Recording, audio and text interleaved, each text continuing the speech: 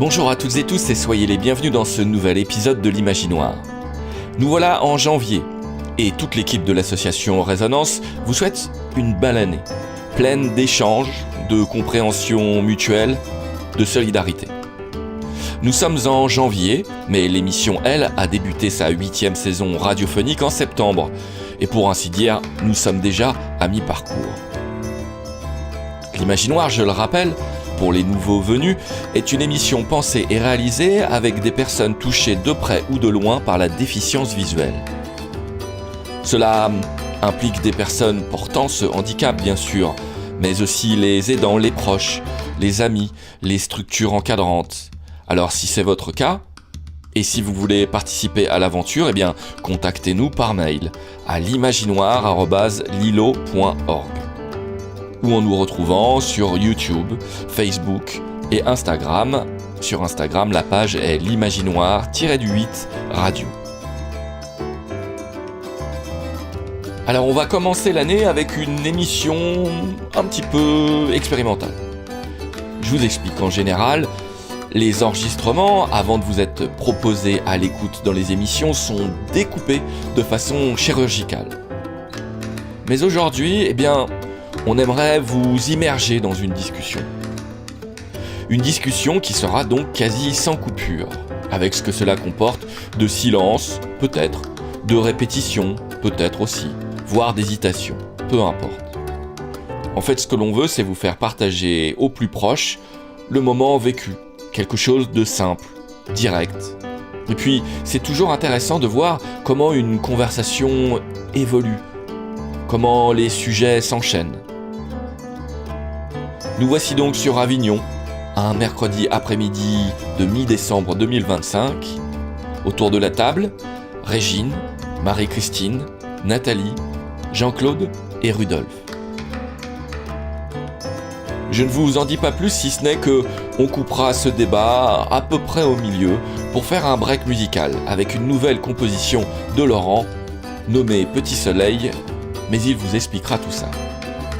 Vous êtes bien dans l'Imaginoire, en janvier 2026. On vous souhaite à nouveau une belle année et une bonne écoute.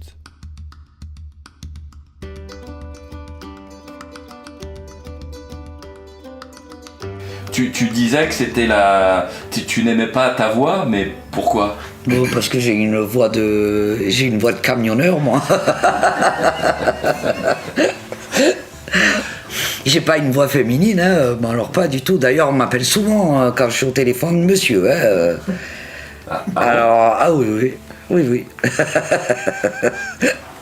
Et qui a eu l'expérience d'avoir déjà sa voix enregistrée et de pouvoir l'écouter ? Ouais. Oui, ça oui.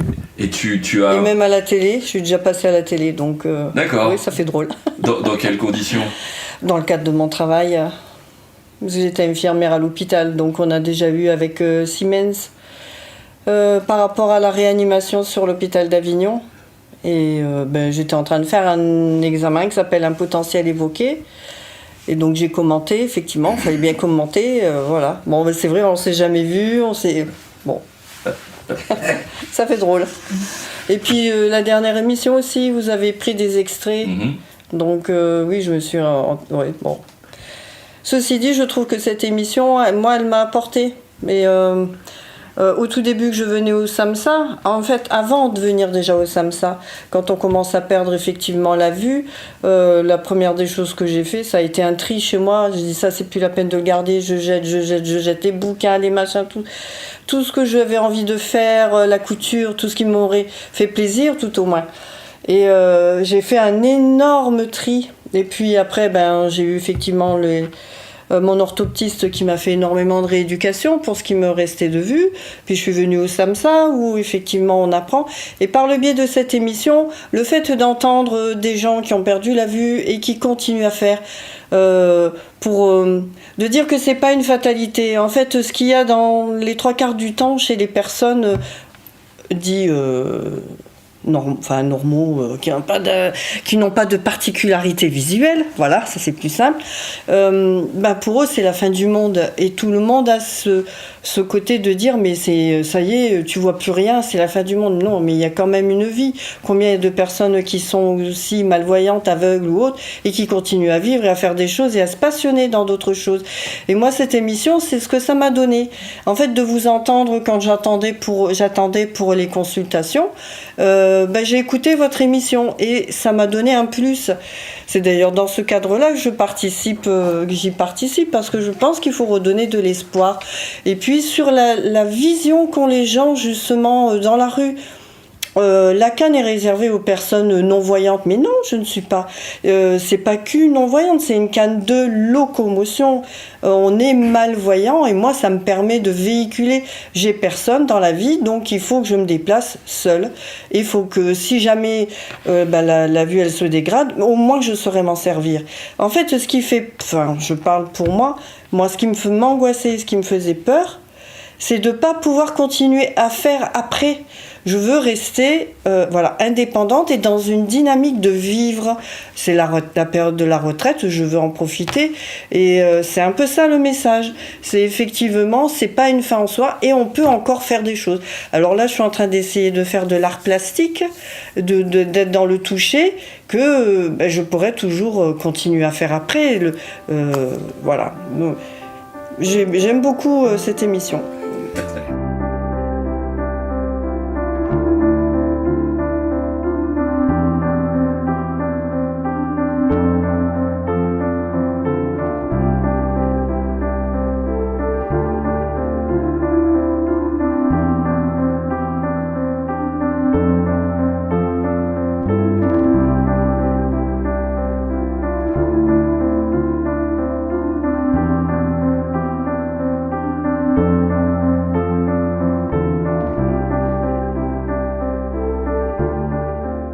Vous êtes bien à l'écoute de l'Imaginoire et on débat de sujets et d'autres.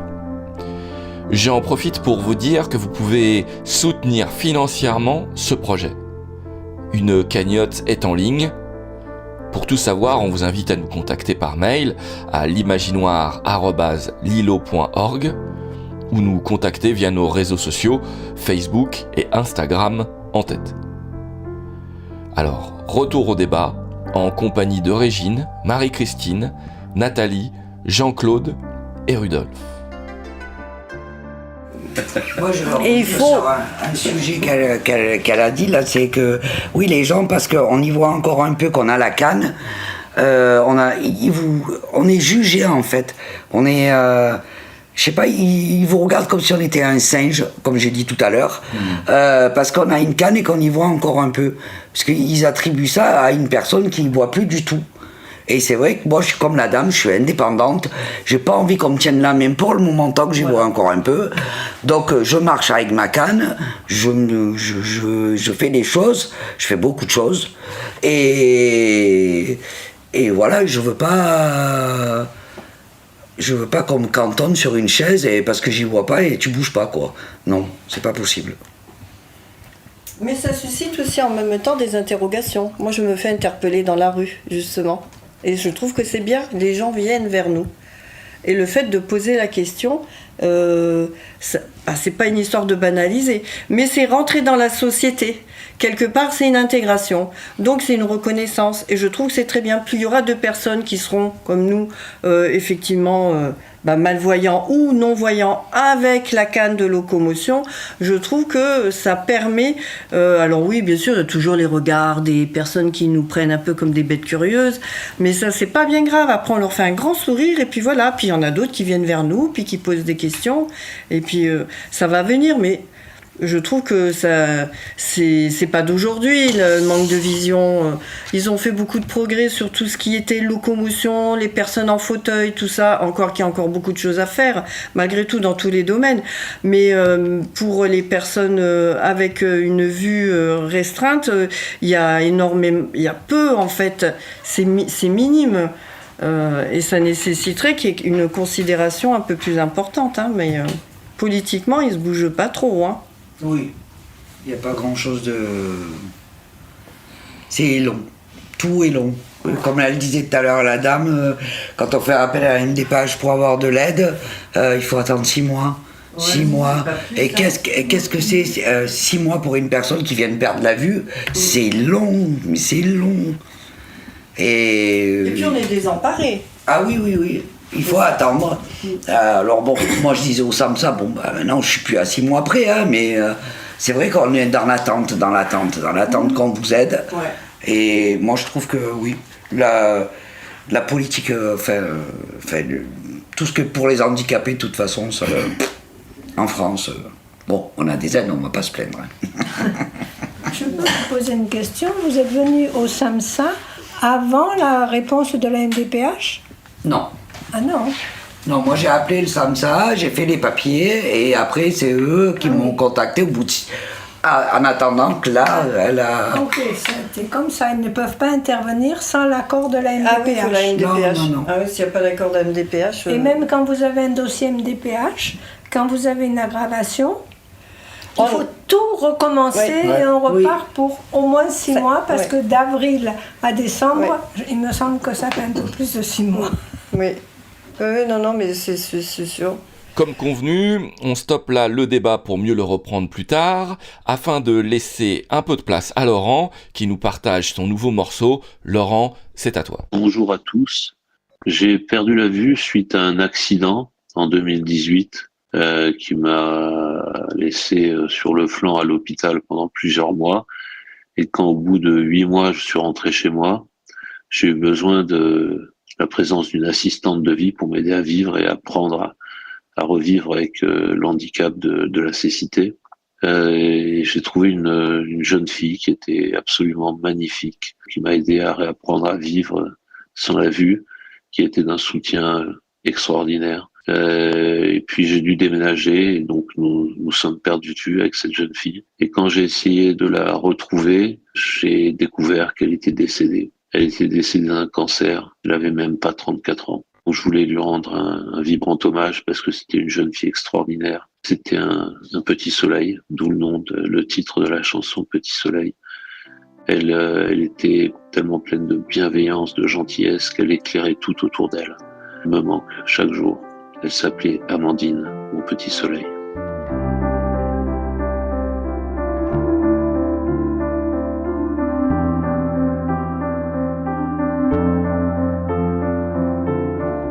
Petit soleil, je suis dans la nuit depuis que tu t'es couché. Tu as été la lumière au bout de mon tunnel pendant toutes ces années. Grâce à toi, j'ai repris goût à la vie.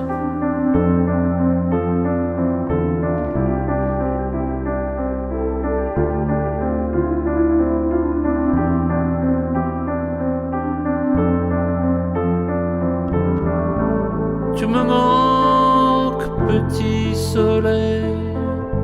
Tu me manques, petit soleil. Tu me manques, petit soleil.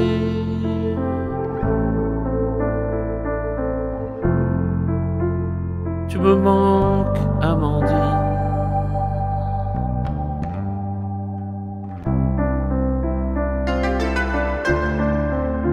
Tu m'as guidé dans l'apprentissage de cette nouvelle vie. Tu m'as prêté ton bras quand il fallait me guider.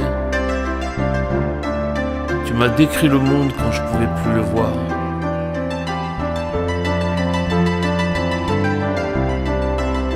Ton sourire, ton regard, ta gentillesse nous réchauffaient le cœur quand tu étais là. Maintenant, ils nous réchauffent le cœur quand on pense à toi.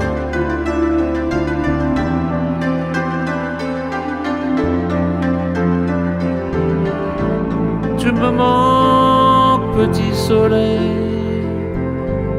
Tu me manques, petit soleil. Tu me manques, petit soleil. Tu me manques, petit soleil. Tu me manques, Amandine. Tu me manques, Amandine. Il n'y a pas de justice à ton départ. Le monde est simplement plus triste, plus froid, plus noir depuis que tu es parti.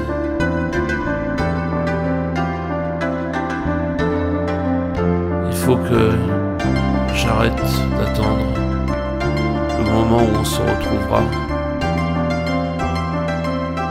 Il faut que j'arrête de t'attendre.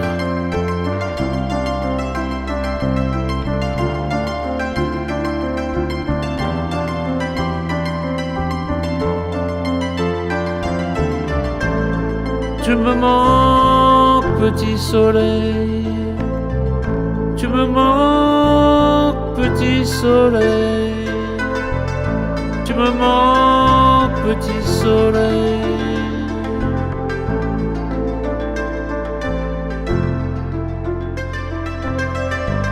Tu me manques, Amandine.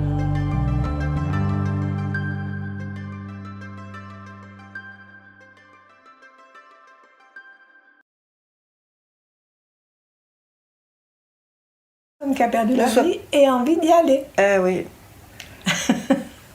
Et c'est pas le cas. Oh, écoute. C'est quoi? C'est d'être hospitalisé pendant. C'est quoi Nîmes?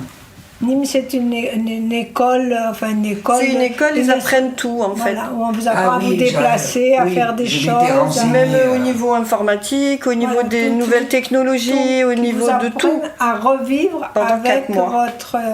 Votre déficience. Je m'étais renseigné moi, et puis comme j'avais encore mon enfant en bas âge, et enfin j'avais encore mon fils en bas âge, et puis donc du coup j'ai. Mais nous, du moment qu'on a encore un peu de vue, on n'y a pas le droit. Mais par contre, pour des personnes déficients visuels total, mais ils peuvent y avoir le droit. attendre entre 6 mois et 1 an pour pouvoir être accepté. À partir de la demande. Ah oui. Mais bon, c'est quand même mieux, enfin je pense que c'est quand même mieux, parce qu'il y a vraiment une réelle prise en charge totale de la personne en fonction des besoins. Il faut vraiment une acceptation de la personne au départ. Bah, comme tout traitement. Vous allez chez un psy, c'est bien la personne qui doit vouloir aller chez le psy, et non pas la famille qui va le pousser à y aller. Et c'est une démarche qui est personnelle. C'est quand même une étape dans la vie. Alors après, des fois, on voit pas toujours le bénéfice, on voit que la première partie des choses, parce que ça fait peur, de toute façon, l'inconnu, ça fait toujours peur. Mais la seule chose que ça peut amener, c'est un plus dans la vie. C'est son chemin à lui, et ça, faut respecter, les choses, elles se font quand elles doivent se faire. Oui, mais... Il faut accepter déjà le handicap. Oui, c'est déjà ça. Ouais. C'est le plus dur à faire, c'est d'accepter le handicap. Et c'est long, des fois ça peut prendre longtemps. Moi ça m'a pris, moi je suis comme ça depuis l'âge de 25 ans, et j'ai commencé à prendre une canne, je crois, quand j'ai bousculé une dame âgée, parce que je ne l'ai pas vue. J'ai failli, je lui ai fait très mal, et du coup j'avais juste pris une canne de vision, faire voir aux gens que j'avais un problème de vue. Mais déjà, rien que de prendre cette canne pour dire que j'avais un problème de vue, ça a été ça a été compliqué. Ouais. Après, tout s'enchaîne. Et puis chacun son chemin. Voilà. Ouais. Mais bon, j'écoutais le monsieur, c'est pas de retourner à l'école pour apprendre à lire et à. Parce qu'il me reste à vivre. Ben, c'est pas grave, c'est déjà.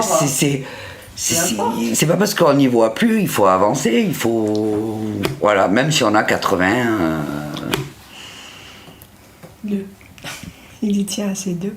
82, vous pouvez vivre encore 20 ans. Hein. Ma mère, elle a 100 ans.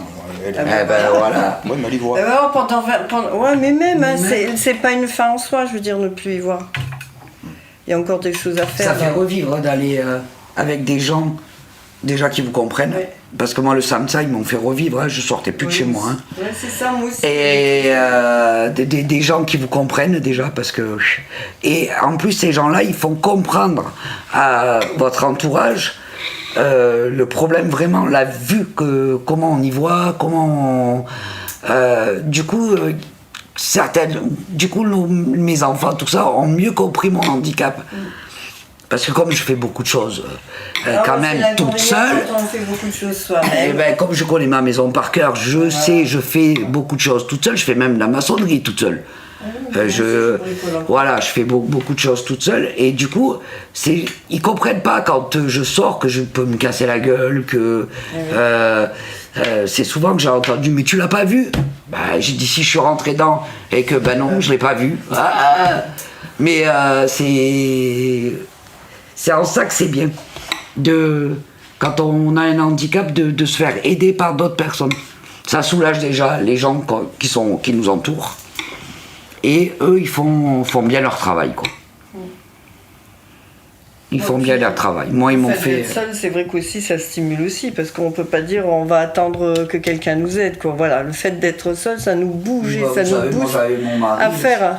J'avais mon mari, on a passé 20 ans ensemble, il est pas... Enfin, il s'est jamais occupé spécialement de moi. Hein. Et quand il a vu que je commençais à prendre des initiatives, à dire moi j'en ai marre, je sors plus de chez moi, j'ai envie d'être indépendante, il est parti de la maison. Maintenant, je suis toute seule, je me débrouille.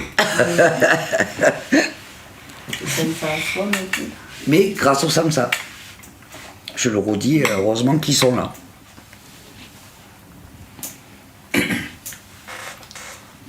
Rodolphe, c'est ça? C'est ça. Par rapport à tout ce qui a été dit, tu as envie de prendre la parole? Moi, je peux prendre la parole, oui. Moi, en fait, ça fait quelques années que j'avais des problèmes de vue. Je faisais certainement un déni. Et j'ai eu un accident il y a 3 ans.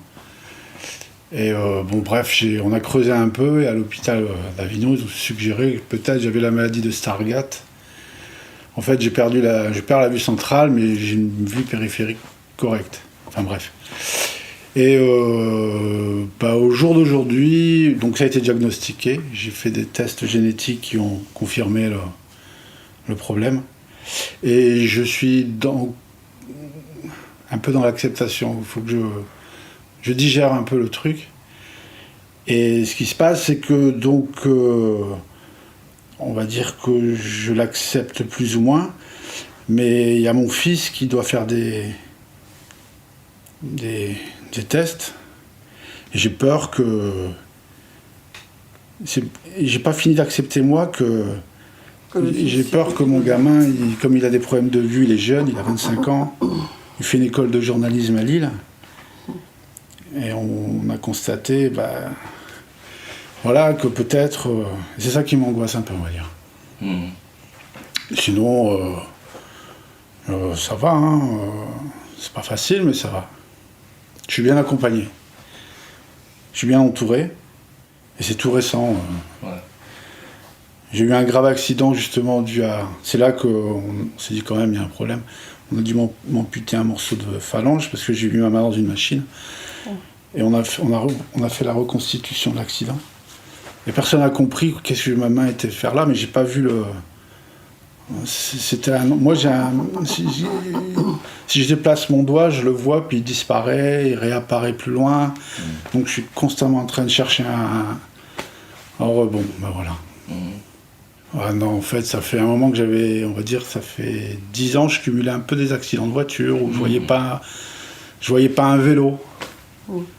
Il apparaissait où quelqu'un, je me rappelle, quelqu'un était sur son échelle, il avait mis je pense qu'il faisait ses volets, je sais pas quoi, à l'extérieur.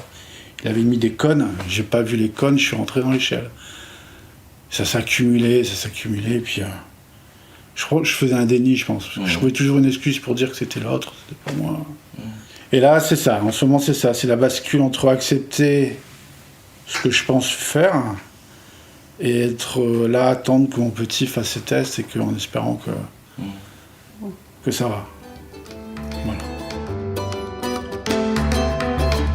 Et voilà, c'est fini pour aujourd'hui. La suite du débat dans le prochain épisode. Merci à Régine, Marie-Christine, Nathalie, Jean-Claude, Laurent et Rodolphe, et non pas Rudolphe.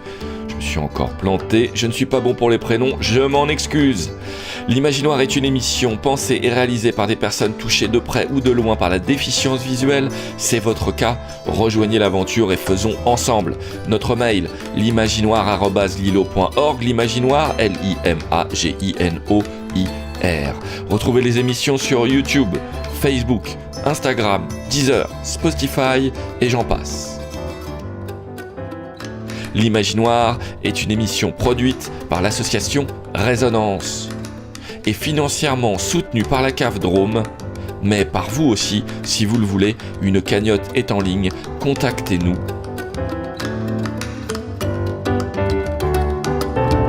À bientôt pour une nouvelle émission.